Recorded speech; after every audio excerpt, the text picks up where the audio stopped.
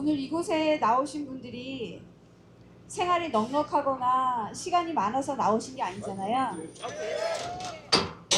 이곳에 나오신 여러분들은 대한민국의 자유를 우리 후손들에게 물려주고 그 물려주는 일에 윤석열 대통령님을 지키는 거, 우리를 지키는 거라고 느끼셨기 때문에 나오신 거잖아요.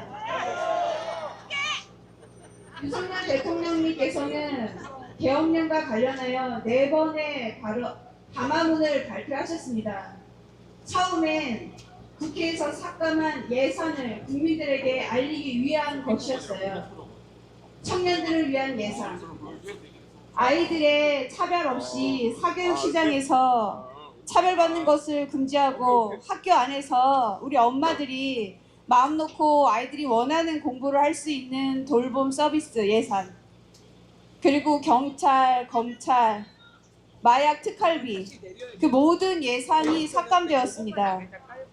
예산을 삭감한 것만으로도 대한민국 행정부를 마비시킨 일이었어요. 하지만 여러분들도 아시다시피 이미 내란은 저들이 윤석열 대통령님이 취임하기도 전부터 탄핵을 외치면서 시작되었습니다. 아예 아래에다 깔게요. 아시다시피 4번의 담화문에서 윤석열 대통령님께서는 국민들께 계엄에 대해서 사과를 드리면서 이런 말씀을 하셨습니다. 중국인들이 대한민국에 와서 간첩 행위를 하고 있다는 것을 언론에서 다뤄주지 않아요. 그래서 그것을 윤석열 대통령님께서 국민들에게 알리면서 그것이 얼마나 심각한지 국제사회에 선포를 하신 겁니다. 그리고 여러분들도 알다시피 계엄의 정당성은 선관위에 있었어요. 총칼을 국민에게 휘두른 것이 아니라 선관위의 부정을 밝히기 위해서였습니다. 그런데 문제는 국내의 선거만 부정이 일어난 것이 아니라 부정선거를 전 세계에 수출하는 그 가교 역할을 대한민국이 하고 있었습니다.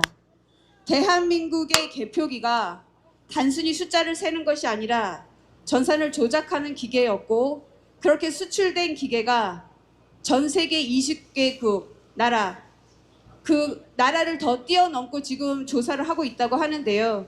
그곳에서 부정선거가 일어났습니다. 그곳에서 부정선거를 타파하겠다고 국민들이 저항을 하면서 유혈 사태도 일어났고 많은 사람들이 죽었습니다.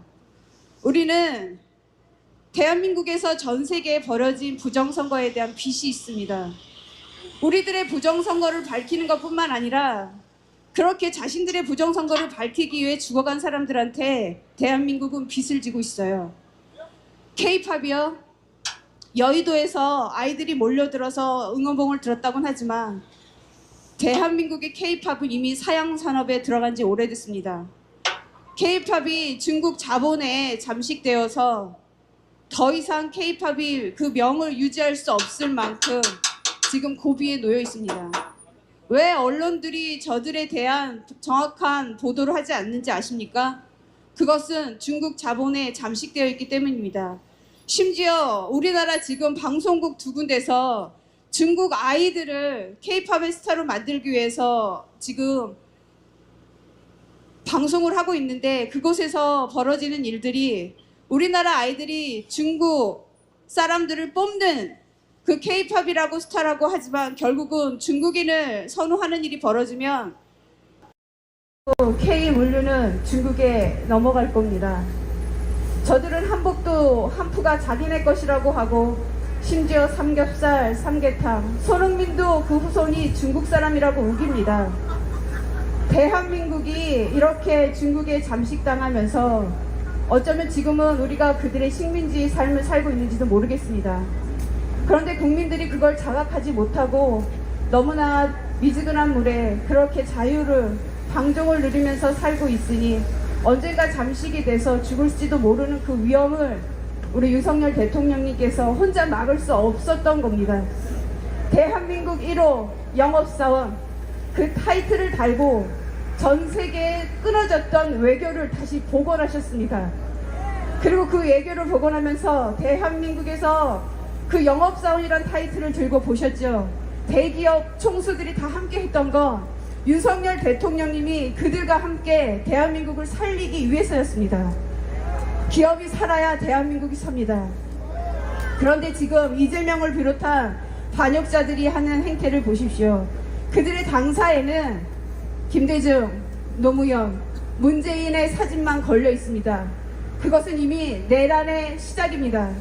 여러분 아시다시피 대한민국이 자유 대한민국이 될 수 있었던 건 이승만 대통령님이 계셨기 때문입니다. 한미동맹 또한 이승만 대통령님께서 이루신 겁니다. 자유라는 것은 미국이 뒷받침되어 있었기 때문에 에티오피아보다 못 살았던 대한민국이 그 자유를 누리면서 70년 만에 산업화를 이룰 수 있었던 건, 대한민국이 전 세계 국방 6위에 오를 수 있었던 건 이승만 대통령, 우리 우남 선생님에서부터 시작된 것입니다. 그리고 그 레일 위에 박정희 대통령님의 새마을운동, 이곳에 계신 분들은 그 새마을운동의 뜻을 다 아실 겁니다. 새벽같이 일어나서 내 앞마당부터 쓰는 일, 과연 그것이 무슨 돈이 되겠냐마는 그것이 우리를 살린 대한민국의 산업의 기초가 되었단 말입니다. 그런데 저들은 무슨 일을 벌였습니까? 박근혜 대통령님 탄핵의 열차를 멈추지 않았습니다.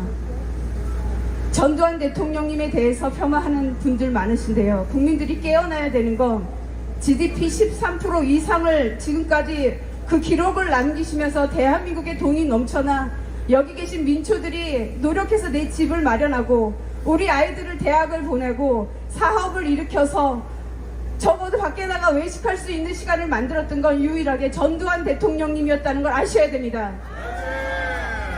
우리는 우파의 재건을 이루기 위해서 지금은 이제 더 이상 물러설 수 없습니다. 윤석열 대통령님이 절벽에 서 계신 게 아니라 국민들이 절벽에 서 있기 때문에 자신이 앞장선 것이란 말입니다. 윤석열 대통령님이 편안하게 문재인처럼 저들과 손을 잡았다면 여기 계신 여러분들은 결국은 공산화에 저들이 주는 돈에 처음에는 호의호식할지 모르지만 결국은 헐벗은 일로 대한민국은 앞으로 5년 안에 다 망가졌을지도 모릅니다. 우리 아이들이 그걸 잘 모릅니다.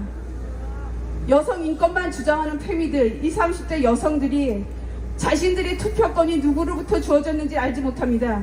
그것은 서양 나라들이 여성의 인권을 찾기 위해 수십 년 동안 싸우면서 얻었던 한 표가 이승만 대통령님께서는 우리에게 주어주셨단 말입니다. 싸우지도 않고도 얻다 보니 그것이 거저인 줄 압니다. 윤석열 대통령님께서 말씀하셨습니다. 국민들에게 믿어달라고. 이제는 우리가 윤석열 대통령님께 외쳐야 됩니다. 윤석열 대통령님, 우리가 비록 오늘 하루 사는 게 힘들고 밟히면 밟히는 대로 늘 그렇게 잡초 같은 삶을 살지만 윤석열 대통령님이 국민을 지키기로 마음먹은 이상 우리 잡초들이 일어나서 대통령님을 지킬 겁니다. 잡초들은 저들이 자신의 연봉을 1억 6천을 올려놓고 우원식 국회의원장이 커피값을 500만원을 주어줘도 우리가 그 돈은 받지 않습니다. 우리는 윤석열 대통령님을 지킬 겁니다. 대통령님이 쓰러지는 건 국민이 쓰러지는 거고 대한민국의 미래를 저들에게 내어주는 겁니다. 조선족 80만, 저들 중국 유학생 100만이 윤석열 대통령 탄핵을 외치는 촛불을 들었습니다. 어찌 우리가 이 땅에서 우리 대통령님을 저 왜군들에게 내줄 수 있습니까? 윤석열 대통령님을 지키기 위해서 민초들이 나설 겁니다. 국민들이 쓰러지지 않는단 말입니다. 국민 여러분, 오래전 이순신 장군께서 지금은 영웅이 되계시지만 진비로운 책을 읽어보십시오. 그 당시에 전쟁에 승리하고 왔더니 중국 4대주의자들이 이순신이 나라를 먹을 거라면서 감옥에 가뒀단 말입니다. 전쟁에 승리를 하고 온 이순신 장군은 자신의 아들도 전쟁터에서 잃었고 어머니의 죽음을 지켜보지 못했습니다. 얼마나 고통스러운 시간을 보냈는지 모르지만 4대주의자들이, 중국을 섬기는 자들이 그렇게 감옥에 보낸 이순신 장군을 다시 풀어달라고 외친 건 민초들이었단 말입니다. 저는요 크리스천입니다. 솔직히 말씀드리면 저 또한 회개의 대상입니다. 정강훈 목사님이 하신 여러 말씀들 때문에 강화문 집회에 한 번도 나가보질 못했습니다. 그런데 성경 말씀을 읽으면서 제가 얼마나 큰지 깨달은 거, 예수 그리스도께서 세례 요한한테 세례를 받고 그 성령의 음성을 들은 세례 요한조차도 그가 감옥에 갇히니까 예수 그리스도가 진짜 그리스도가 맞냐고 물어봅니다. 그게 인간입니다. 그런데 예수 그리스도께서 사도 요한에게 이런 말씀을 합니다. 내가 그리스도라고 말하지 않습니다. 내가 한 일을 그에게 고하라.